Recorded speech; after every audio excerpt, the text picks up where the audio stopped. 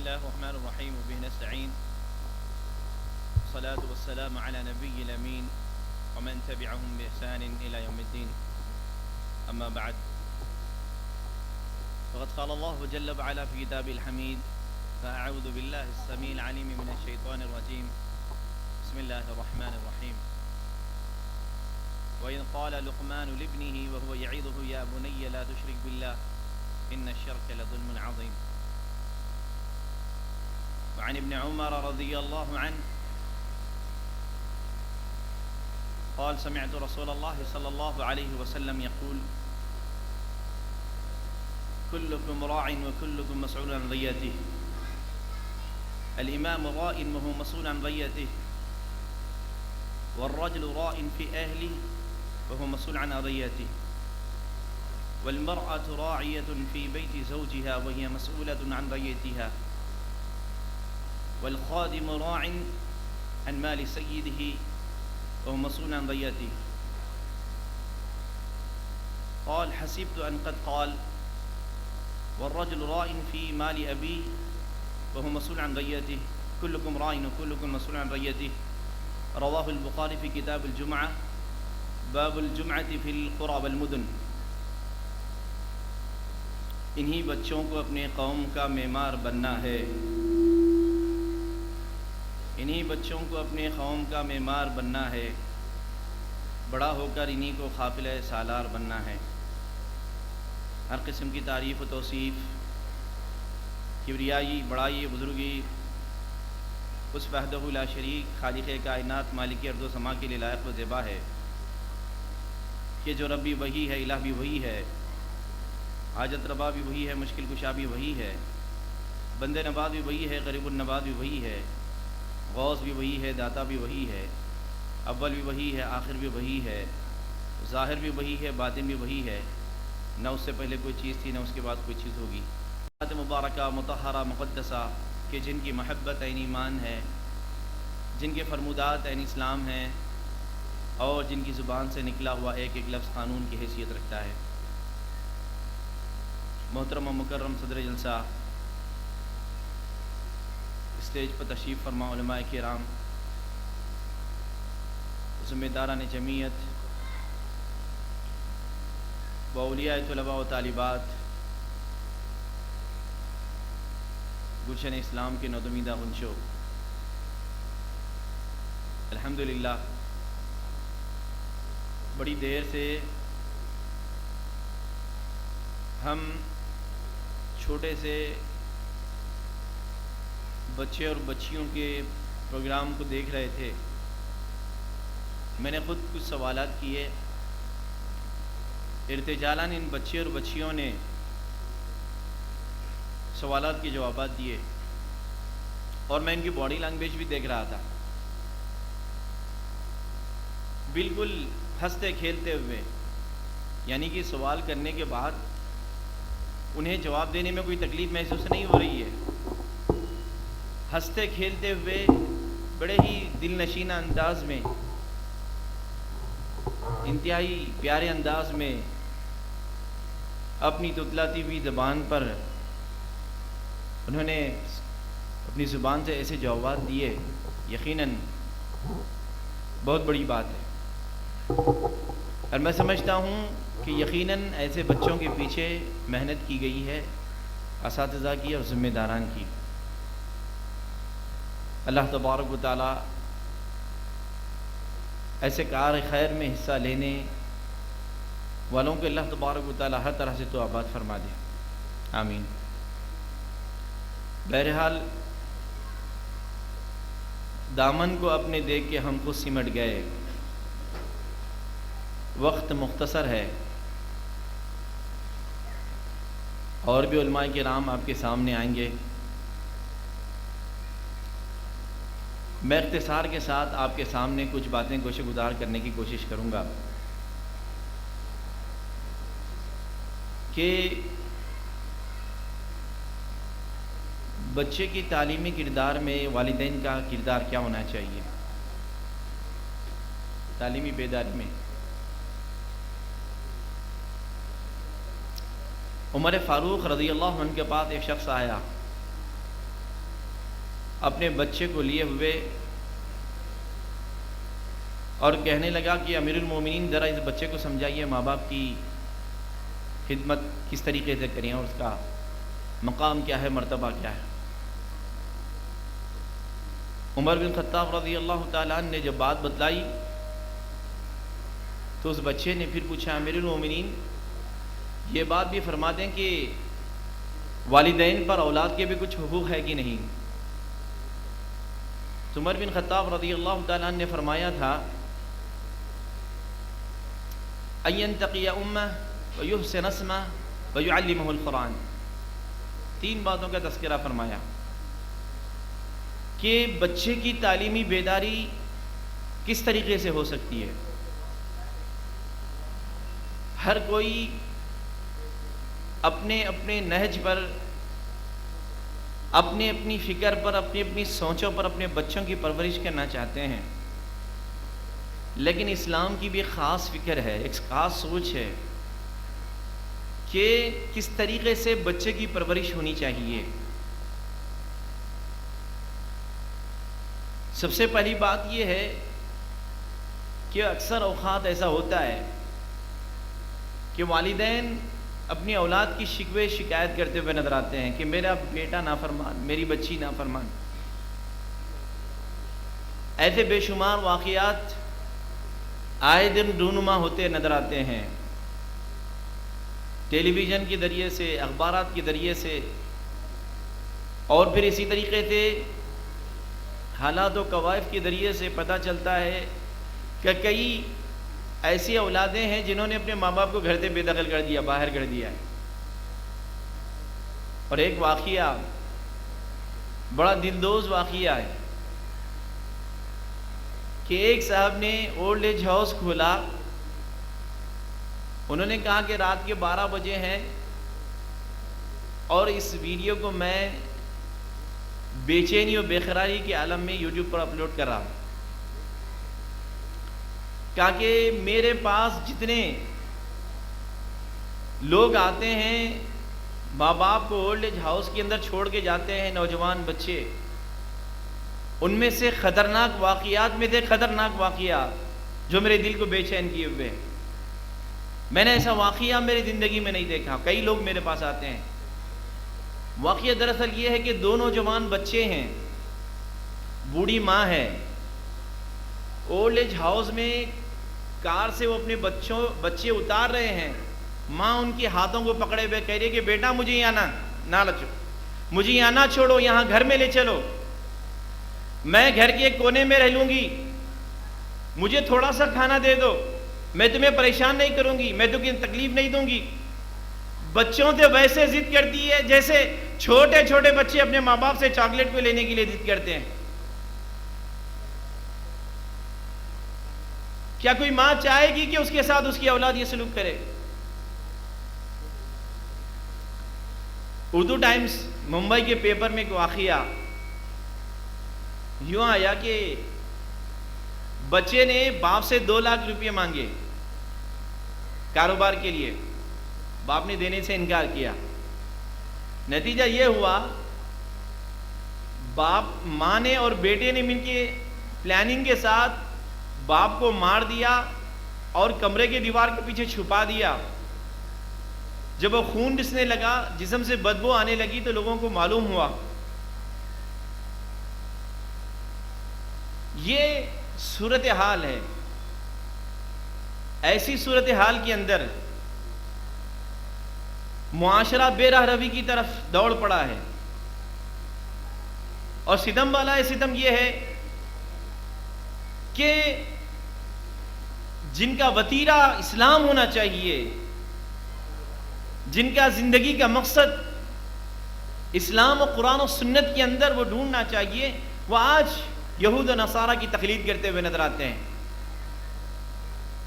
آج ہماری تربیت، اپنی اولاد کی تربیت یہود و نصارہ کے بتلائے ہوئے، وضع کیے ہوئے سسٹم پر ہوتی ہے۔ کیسے کہتے ہیں بھئی اسکولوں میں چھڑی رکھنا منع ہے۔ حدیث تو ہمیں یہ سکھاتی ہے کہ اگر بچہ 10 سال کا ہو جائے، نماز نہ پڑھے تو مار کے اس کو نماز کی تعلیم دی جائے۔ امریکہ میں ایک شخص تھے، بچے نے باپ کے خلاف کمپلینٹ کی کہ میرا باپ مجھے مارتا ہے، پولیس میں اس نے کمپلینٹ درج کی میرا باپ مجھے مارتا ہے۔ باپ نے فوراً کہا بیٹا اب تمہارا یہاں نہیں ہمارے ملک میں فیصلہ کروں گا، فوراً بوریا بستر اس نے لپٹ دیا۔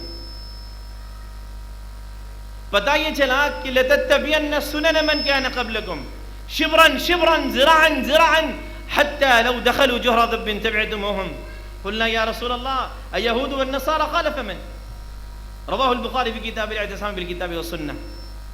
امام بخاری رحمہ اللہ نے اس حدیث کو کتاب الاعتصام بالکتاب والسنہ میں ذکر کیا ہے، مشہور روایت ہے۔ تم یہود و نصارہ کے نقش قدم پہ چلو گے، شبرا شبرا ذراعا ذراعا حتی لو دخلوا جوہر ضب کبیتموہ، انہوں نے قدم اٹھایا کہ نہیں، تم نے ان کے قدموں کے نیچے اپنے قدم کو رکھ دیا، قدموں کی چھاپ پہ اپنے قدموں کو جما دیا، وہ گوہ کے بل میں چلے گئے تم بھی ان کے ساتھ چلے جاؤ گے۔ صحابہ نے پوچھا اللہ کے رسول آپ کس کی بات کرتے ہیں؟ الیہود والنصارہ، کیا مسلمان قوم جس نے اپنے عروج کے دور کو دیکھا تھا کیا وہ یہود و نصارہ کی اتباع کریں گے؟ آپ نے فرمایا قال فمن، اور کون سکتے ہیں؟ ہمارے بچوں کا ہیئر اسٹائل دیکھیے، ہمارے بچوں کا ہیئر اسٹائل دیکھیے۔ کل میں نے ایک بچے سے پوچھا، چھوٹے سے بچے سے، کل کی بات ہے، ایک مکتب میں نے ایک بچے سے پوچھا بیٹا یہ کیا ہے؟ بالکل یہاں سے اس نے صفائی کرے ہوئی ہے، بالکل خشخشی یہاں سے بنایا ہوا ہے اور سامنے اس نے بڑے اونچے بال چھوڑے ہوئے ہیں۔ بیٹا اس طریقے سے مت کرو، کس نے کروایا یہ کٹنگ تمہاری؟ اس نے کہا کہ میری ممی نے کروایا۔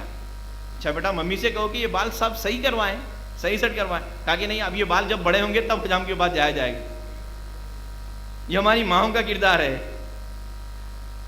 اور ہم کس نہج پہ اپنی اولاد کو تربیت دینا چاہتے ہیں؟ کون سا سسٹم ہے؟ کون سے اصول ہیں؟ کون سے پیمانے ہیں جس کو ہم نے وضع کیے ہوئے ہیں؟ کون سے ضابطے ہیں جس کو ہم نے بنائے ہوئے ہیں؟ اور کون سا نمونہ ہے جس کو ہم نے نمونہ بنائے ہوئے ہیں؟ کون سی چیز ہمارے لیے اسوہ کی حیثیت رکھتی ہے، قدوہ کی حیثیت رکھتی ہے، اور کون سی چیز ہمارے لیے نمونہ اور آئیڈیل ہے؟ حضرات گرامی قدر اور میری مائیں اور بہنیں یاد رکھیں، اللہ اور کے رسول صلی اللہ علیہ وسلم کی زندگی ہمارے لیے نمونہ ہے۔ کتاب اللہ اور سنت رسول اللہ ہمارا اوڑھنا اور بچھونا ہو جائے تو پھر انشاءاللہ والعزیز میں سمجھتا ہوں ہمارے والدین بھی درست ہو جائیں گے، ان کی گود میں پلنے والی اولاد بھی درست ہو جائے گی۔ بات بڑی طویل ہے، میں سمجھتا ہوں اختصاراً میں آپ کے سامنے عرض کر دوں۔ بات دراصل یہ ہے کہ بنیاد کہاں سے ہے؟ سب سے پہلے تعلیمی بیداری میں والدین کا کردار کیا ہونا چاہیے؟ بہت سارے لوگ یا پھر بہت سارے سرپرست نوجوان بچے اور بچیوں کے خیال اس وقت نہیں آتا جب آنا چاہیے۔ خیال اس وقت آتا ہے جب انسان پریشان ہو جاتا ہے، مصیبت سے دوچار ہو جاتا ہے، تب ٹھوکر کھاتا ہے، گڑھے میں گرتا ہے تو سوچنے لگتا ہے کہ بھئی مجھے گڈھے میں نہیں گرنا چاہیے تھا، اور وہ راستے وہ اسباب اختیار نہیں کرتا، وہ سوچتا نہیں کہ مجھے گڑھے میں جانے سے بچنا ہے، لیکن جب جاتا ہے، اور انسان ہر کوئی جب تک وہ گڑھے میں نہیں گرے گا اس کو اس کے تجربہ نہیں ہوگا۔ عمر فاروق رضی اللہ عنہ نے کہا تھا کہ بچے پہ تم ظلم ستم کرتے ہو۔ بچے نے بھی کہا میرے باپ پہ کہیں کہ اولاد کا بھی کچھ حقوق ہے کہ نہیں ہے؟ تو انہوں نے کہا تھا کہ این تخیا سب سے پہلے بہترین ماں کا انتخاب کرے، بچے کی تعلیم کے لیے سب سے پہلے بہترین ماں کا انتخاب کرے۔ ایک واقعہ یوں بھی تھا کہ ایک ماں نے کہا تھا اگر میرا بیٹا گالی دے گا تو میں مٹھائی بانٹوں گی۔ آپ لوگ سوچیں گے کہ کیا ایسا بھی ہو سکتا ہے؟ ہاں ایسا ہوا ہے۔ ایک ماں نے کہا کہ اگر میرا بیٹا گالی دے گا تو میں لوگوں میں مٹھائیاں تقسیم کروں گی کہ میرا بیٹا گالی دینے کے لائق ہو گیا۔ کچھ مائیں ایسی بھی ہیں۔ اسی لیے عمر فاروق رضی اللہ عنہ نے کہا تھا این تقیا سب سے بہترین، اچھی تعلیم چاہتے ہو، اچھی تربیت چاہتے ہو، تعلیم تربیت دو لازم و منظوم چیزیں ہیں۔ محض تعلیم سے انسان قابل نہیں ہوتا، محض تربیت سے انسان قابل نہیں ہوتا، لازم و ملزوم چیزیں دونوں کو جب اپناتا ہے تو اس کے لیے سب سے بہتر ماں بہتر ہونا چاہیے۔ ماں کا ایک اہم کردار ہے، آپ کو معلوم ہونا چاہیے۔ اگر زبان کو بھی نسبت دی گئی تو ماں کی جانب نسبت دی گئی۔ لوگ پوچھتے ہیں what is your mother tongue, کوئی آپ سے یہ نہیں پوچھتا واٹ از یور فادر ٹنگ، آپ کی پدری زبان کیا ہے، یہ نہیں پوچھتا۔ پوچھا جاتا ہے what is your mother tongue, آپ کی مادری زبان کیا ہے؟ زبان کو بھی اگر نسبت دی گئی ہے تو ماں کی جانب نسبت دی گئی ہے. سب سے پہلا اسکول کہا گیا ہے، سب سے پہلا مدرسہ کہا گیا ہے کہ ماں کی گود بچے کے لیے سب سے بہتر مدرسہ ہے، سب سے پہلا مدرسہ ہے. اگر وہ ماں جس کے گود میں پلنے والی اولاد ترقی یافتہ بنے، جس میں گود میں پلنے والی اولاد بہتر ہو، ان کا مستقبل اچھا ہو، فیوچر برائٹ ہو، تو وہ چاہیے کہ بہتر سے بہتر ماں کا انتخاب کرے. پھر انہوں نے کہا وہ یحسن اسمہ، بچے کا نام اچھا رکھے. عموماً لوگ طرح طرح کے نام کہتے ہیں، مسلمانوں کے اندر بھی دیکھا جاتا ہے کہ کوئی ناچنے گانے والے کا نام رکھتا ہے، کوئی کھلاڑی پسند آتا ہے اس کا نام رکھتا ہے، کوئی پولیٹیشین پسند آتا ہے پولیٹیشین کا نام رکھ دیتا ہے. نہ جانے طرح طرح کے لوگ ایسے نام لاتے ہیں. لوگ پوچھتے ہیں کہ بھائی اس کا نام کیا ہے، اس کا معنی کیا ہے، اس کا معنی ایسے لاتے ہیں جو نہ اردو کے ہیں، نہ فارسی کے، نہ عربی کے. ایسے نہ مسلمان چوز کرتے ہیں. آپ کو معلوم ہونا چاہیے ناموں کے اندر تعدیر ہے. شیکسپیئر نے کہا تھا کہ what is the name that which will call a rose by any other name would smell as well. نام کیا ہے؟ نام کے اندر کوئی تاثیر نہیں ہے. نام کے اندر کوئی تاثیر نہیں ہے. آپ گلاب کو کسی بھی نام سے پکارو وہ خوشبو تو دینے والا ہے. لیکن اسلام نے اس تصور کو رد کیا. موطا امام مالک کے اندر ایک روایت ہے، ایک نوجوان عمر بن خطاب رضی اللہ عنہ کے پاس آیا تو آپ نے پوچھا ابن کمن، کس کے بیٹے ہو؟ تمہارا نام کیا ہے؟ تمہارا نام کیا ہے؟ کہا میرا نام ہے چنگاری. اس نے کہا ابن کمن. پھر پوچھا آپ نے کہ کس کے بیٹے ہو؟ تمہارے باپ کا نام کیا ہے؟ شعلہ. اور یہ کہاں ہے؟ کہا یہ حرۃ النار، یہ ایریا کا نام آگ کی گرمی. اور یہ کہاں پڑتا ہے؟ کہا ذات اللذہ، آگ کی لپیٹ. عمر بن خطاب رضی اللہ عنہ نے کہا جاؤ جا کے دیکھو اس کا گھر جل کر خاکستر ہوا ہوگا. راوی بیان کرتے ہیں میں جا کے دیکھا اس کا گھر جل کے خاکستر ہو چکا ہے. آگ، شعلہ، چنگاری، یہ ساری چیزیں اسی طرف اشارہ کرتی ہیں. یقیناً نام پہ تاثیر ہوا کرتی ہے، چاہے وہ انسان کا ہو، دکان ہو، یا مکان ہو، یا زمین ہو. آپ کو معلوم ہونا چاہیے حسین رضی اللہ عنہ جب وہ کربلا کے لیے نکلے، وہاں پہ پہنچے دریائے فرات کے بڑے میدان کے پاس. لوگوں سے پوچھا یہ کیا ہے، اس جگہ کا نام کیا ہے، اس ایریا کا نام کیا ہے؟ لوگوں نے کہا کربلا. آپ نے ایک سرد آہ بھری، کہا کرب و بلاء. کہنے لگے یہ کرب و بلاء، یہ کرب بلا ہے. کرب کے معنی تکلیف، بلا کے معنی آزمائش. بتلائیے حسین رضی اللہ عنہ کو وہاں پہ پہنچنے کے بعد تکلیف و آزمائش آئے کہ نہیں آئی؟ یقیناً. تو معلوم یہ ہوا ناموں کے اندر تاثیر ہوتی ہے. اپنے بچوں کے اچھا نام رکھیں، اپنے بچوں کے اچھے نام رکھیں. اور پھر وَيُعَلِّمُهُ الْقُرْآنَ، اس کو قرآن کی تعلیم دے. آج بہت سارے ماں باپ اس سے اس بات کا انکار نہیں ہے کہ ہمارے بچوں کو دوسری تعلیم نہ دی جائے. آپ کو معلوم ہونا چاہیے سائنٹسٹ جو سر فہرست تھے، آج بھی اقبال نے کہا تھا مگر وہ علم کی موتی کتابیں اپنے آبا کی جو دیکھو ان کو یورپ میں تو دل ہوتا ہے سپارہ. ایسی کتابیں ہمارے اسلاف نے لکھ چھوڑی تھی. تاتاریوں نے جب بغداد پہ حملہ کیا، وہاں کی لائبریریوں کو جب جلایا گیا، دریائے دجلہ کے اندر بہایا گیا، اللہ کی قدم ہے کئی دنوں تک دریائے دجلہ کا پانی کالا ہو کے بہتا رہا. ہمارے اسلاف نے ایسی کتابیں لکھے. آج بھی کئی ایسے فارمولے ہیں ہمارے اسلاف نے لکھے، مسلمانوں نے اس کو نام بدل کے پیش کیا گیا، نام کو توڑ مروڑ کے پیش کیا گیا، یا انہوں نے اپنی جاری منسوب کر کے کئی ایسے سائنسی فارمولے اور ایسے میتھس کے فارمولے. آپ کو معلوم ہونا چاہیے الجبرا میتھس کا ایک فارمولہ آج بھی ویسے ہی زندہ ہے، پڑھایا جاتا ہے. آپ کو معلوم ہونا چاہیے لوگ یہ سمجھتے ہیں زمین کے اندر ایک کشش ہے، میگنیٹک پاور ہے. اس کو کس نے بتلایا؟ نیوٹن نے بتلایا کہ سیب اٹھا کے بھیجا اور نیچے گرا، اٹھا کے پھینکا نیچے گرا، کہا کہ زمین کے اندر ایک کشش ہے. لیکن مسلمانوں نے اس سے پہلے دریافت کر لیا تھا. بے شمار ایسی سائنسی ایجادات ہے جو مسلمانوں نے ایجاد کیا تھا، لیکن نام کو بدل دیا گیا، ان کے ناموں کو بدل دیا گیا، یا پھر ان کے ناموں کے ساتھ رکھا گیا، یا پھر انہوں نے ترقی کر لی، زیادہ محنت اس کے اندر کر لیا. الغرض بتلانے کا مقصد یہ ہے ہم یہ کہتے ہیں کہ اگر ہمارا بچہ ڈاکٹر بنے یا نہ بنے، ہمارا بچہ انجینئر بنے نہ بنے، ہمارا بچہ فلاسفر بنے نہ بنے، ہمارا بچہ IIT کے اندر ایکسل ڈبل ایکسل کورسز کرے نہ کرے، وہ دنیا کے اندر جائے گا، دنیا سے اس کو جانا ہے۔ ہمارے بچے کا اگر عقیدہ درست نہ ہو جائے، ہمارے بچے کی اگر سیرت و اخلاق و عادات درست نہ ہو جائے، میرے بھائیوں یاد رکھیے یہ ناکامی اگر ہو جائے تو کبھی وہ کامیاب و کامران نہیں ہوں گے۔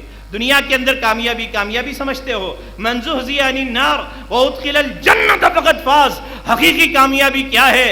حقیقی کامیابی دنیا کا حصول نہیں ہے۔ اللہ کے نبی صلی اللہ علیہ وسلم کے سامنے ایک نوجوان آئے، کہنے لگے اللہ کے نبی صلی اللہ علیہ وسلم آپ فرما دیں کہ عقل مند کون ہے؟ اللہ کی سنن ابن ماجہ کتاب الزہد، اللہ کے نبی صلی اللہ علیہ وسلم کے پاس ایک نوجوان آیا، پوچھنے لگا اللہ کے نبی صلی اللہ علیہ وسلم فرما دیں سب سے عقل مند آدمی کون ہے؟ ایو الناس اکیس رسول اللہ۔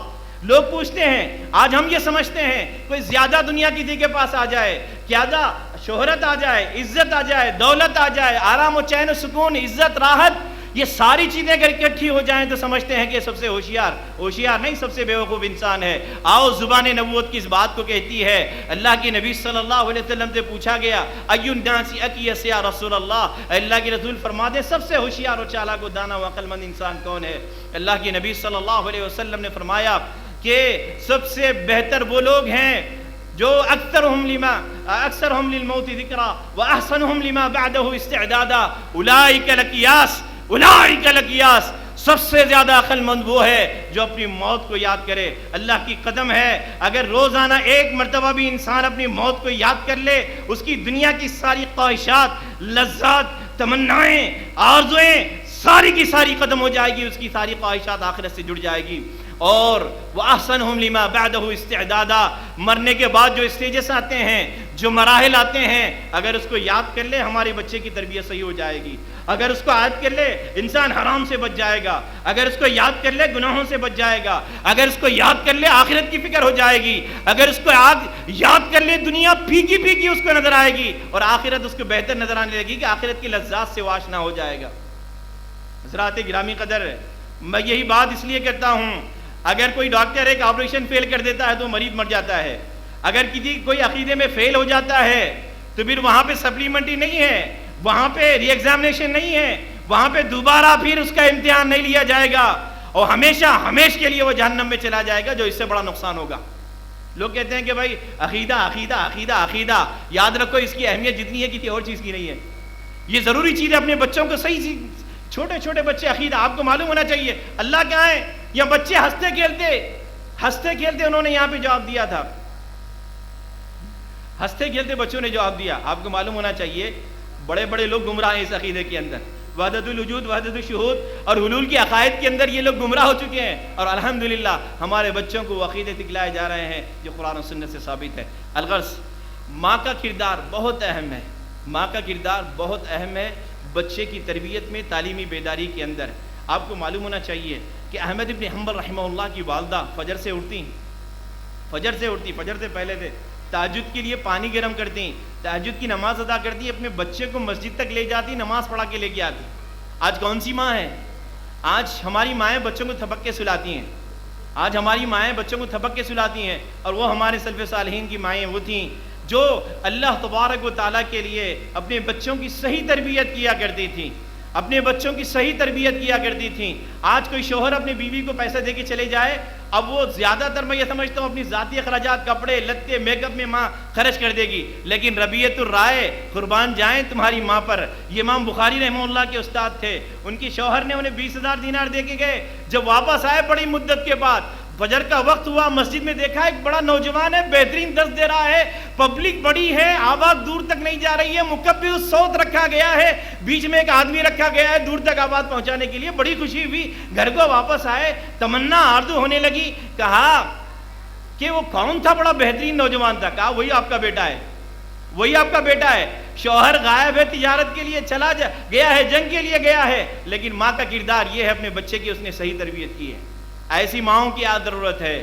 امام بخاری رحمہ اللہ بینائی چلی گئی، مصلی پہ رو رہی ہے، ماں روتے روتے نیند آ گئی ہے۔ ابراہیم علیہ السلام و تسلیم خواب میں کہتے ہیں او ماں بخاری کی اماں اٹھ جا، اللہ تبارک و تعالیٰ نے تیرے بیٹے کی آنکھوں کی بینائی کو واپس لوٹا دیا ہے۔ وہ بیدار ہوتی ہیں، دیکھتی ہیں اللہ تبارک و تعالیٰ نے پھر سے بینائی کو عنایت کر دیا ہے۔ حضرات گرامی قدر، میری ماں، آج تمہارے اندر اس ماں کی ضرورت ہے جو احمد ابن حنبل کی ماں تھی، اس ماں کی ضرورت ہے جو بخاری کی ماں تھی، اس ماں کی ضرورت ہے جسے ربیعۃ الرائے کی ماں تھی۔ وہ کیا ہوا؟ امام بخاری رحمۃ اللہ علیہ کہتے ہیں میں رات کی چاندنی رات کے میں اس کی روشنی میں نے تاریخ الکبیر کے مسودے کو میں نے تیار کیا ہے، اللہ نے اس قدر بینائی مجھے عنایت کی تھی۔ ایسی مائیں آج ضرورت ہے۔ باپ کا بھی بڑا اہم کردار ہے۔ وقت اجازت نہیں تھا کہ میں آپ لوگوں کے سامنے تفصیلاً عرض کروں، لیکن ایک بات ضرور عرض کروں گا۔ باپ کا بڑا، حیدرآباد کے بڑے مقرر تھے، وہ ہمیشہ کہا کرتے تھے باپ بیٹے کو بگاڑتا ہے۔ وہ کیسے؟ حمام میں آدھا سگریٹ پی کے رکھ کے آتا ہے، بچہ جا کے آدھا پیتا ہے۔ باپ اس طریقے سے بگاڑتا ہے۔ جھوٹ بولتا ہے باپ، کہتا کہ بیٹا ابو ہے گھر میں، اب بچہ آگے سیدھے سادے زبان میں سادہ لو ہوا کرتے ہیں بچے، کہتا ہے کیا ابو کہتے ہیں کہ ابو گھر میں نہیں ہے، یعنی جھوٹ بچہ سکھاتا ہے۔ اللہ کی نبی صلی اللہ علیہ وسلم نے سچ کی تعلیم دی۔ اللہ کی نبی صلی اللہ علیہ وسلم، عبداللہ بن عامر رضی اللہ عنہ چھوٹے سے بچے ہیں، ماں کہتی ہے آؤ میں تمہیں کچھ دوں گی، اس سے پہلے کہ بچہ آتا اللہ کے حبیب پہنچ گئے، کہا عبداللہ بن عامر کی ماں تم کیا دینا چاہتی تھی؟ کہنے اللہ کے رسول میں کھجور تھی، میں اس کو دینا چاہتی تھی۔ کہا لولم توتی ہی شیئن کتب علیک کذبا، او عبداللہ بن عامر کی ماں اگر تم اس کو کچھ نہ دیتی تو یاد رکھو تم پہ ایک جھوٹ لکھا جاتا۔ آج کتنے آبا و اجداد ہیں، کتنے ایسی مائیں ہیں جو کہتے ہیں کہ بیٹا تم پاس ہو جاؤ تو میں سائیکل دلا دوں گا، تمہیں پاس ہو جاؤ میں تمہیں فلاں دلا دوں گا، تمہیں پاس ہو جاؤ میں تمہیں فلاں دلا دوں گی، فلاں کراؤں گی۔ جھوٹے وعدے مت کیجئے، یہ جھوٹ ہم سکھاتے ہیں، جھوٹ کی تربیت ہم دیتے ہیں۔ باپ کا بہت بڑا کردار ہے، اور لوگ ماں باپ کا تانا دیتے ہیں، وقت نہیں ہے، لوگ ماں باپ کا تانا دیتے ہیں۔ آخر میں کہتے ہیں اگر کسی نے اچھا یا برا کیا تو ماں باپ کی بات آتی ہے۔ کہتے ہیں یا اخت ہارون ما کان ابوک امرأ سوء وما کانت امک بغیہ، جب موسیٰ عیسیٰ علیہ الصلوۃ والتسلیم کو لے کے آئے، لوگوں نے کہا ہاں مریم یا اخت ہارون، یہ تم نے یہ کہاں سے لایا؟ لقد جیتی شیئن فریہ، یہ بڑی بات تم نے کہاں سے لائی؟ ما کان ابوک امرأ سوء وما کانت امک بغیہ، نہ تمہارا باپ برا تھا، نہ ماں تمہاری شریعت کے اصولوں سے بغاوت کرنے والی تھی، تم نے کہاں سے یہ بغاوت کی ہے؟ اگر ہمارے بچے غلط ہوتے ہیں تو ماں باپ پہ تانے دیے جاتے ہیں، اور ماں باپ یاد رکھو آپ کی ذمہ داری یہ ہے، یہاں پہ خواتین بھی ہیں، مائیں بھی ہیں، یہاں پہ باپ بھی ہیں، یہاں پہ والد بھی ہیں، یاد رکھیں اللہ تبارک و تعالیٰ نے کلام پاک کے اندر بہت بہترین فرمایا۔ اللہ تبارک و تعالیٰ نے فرمایا اگر ماں باپ بہتر ہوتے ہیں، ان کا ایڈوانٹیج ان کی اولاد کو بھی آتا ہے۔ موسیٰ اور خضر کے واقعے کے اندر جو اللہ تبارک و تعالیٰ نے سورہ کہف کے اندر ذکر کیا ہے، تو وہاں پہ جب دیوار انہوں نے اٹھایا، موسیٰ علیہ السلام نے کہا تھا کہ فلم یضیفہما، انہوں نے ہماری ضیافت تک نہیں کی، نہ کھانا پوچھا نہ پانی پوچھا، آپ نے دیوار کو اٹھا دیا۔ واقعہ طویل ہے، انہوں نے اس کا جواب دیتے ہوئے کہا تھا کہ یاد رکھو وَكَانَ أَبُوهُمَا صَالِحًا وَتَحْتَهُ كَنْزٌ لَهُمَا وَكَانَ أَبُوهُمَا صَالِحًا۔ ہاں یہ دیوار میں نے اٹھائی ہے، یہ دیوار اس لیے اٹھائی ہے کہ اس کے نیچے ایسے دو یتیم بچوں کے خزانہ تھا جن کے ماں باپ نیک تھے۔ آپ دنیا کی فکر کرتے ہیں، اپنی اولاد کی دنیا کی فکر کرتے ہیں۔ عمر بن عبدالعزیز کے والد، عمر بن عبدالعزیز رحمۃ اللہ علیہ کے والد، انہوں نے صالح بن کیسان کو اپنے بچے کا استاد مقرر کیا۔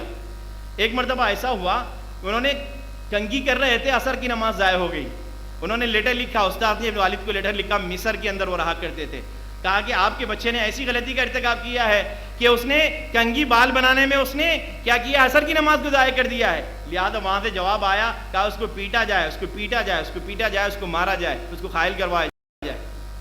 تو باپ کی اس طریقے سے تربیت ہوا کرتی ہے۔ اور پھر آپ قرآن مجید اٹھا کے دیکھیں، اللہ تبارک و تعالیٰ نے فرمایا وَوَهَبْنَا لِدَاؤُدَ نِعْمَ الْعَبْدِ إِنَّهُ أَوَّابٌ، داؤد کو سلیمان جیسا بیٹا عنایت کر دیا، اور پھر ابراہیم کو اسماعیل جیسا مطیع، یہ فیضان نظر تھا، یا کہ مکتب کی کرامت تھی، سکھائے کس نے اسماعیل کو آداب فرزندی، جوانوں کو میری آہ سحر دے، پھر ان شاہین بچوں کو بالو پر دے، جوانوں کو میری آہ سحر دے، پھر ان شاہین بچوں کو بالو پر دے، الہ آرزو میری یہی ہے، میرا نور بصیرت عام کر دے۔ السلام علیکم۔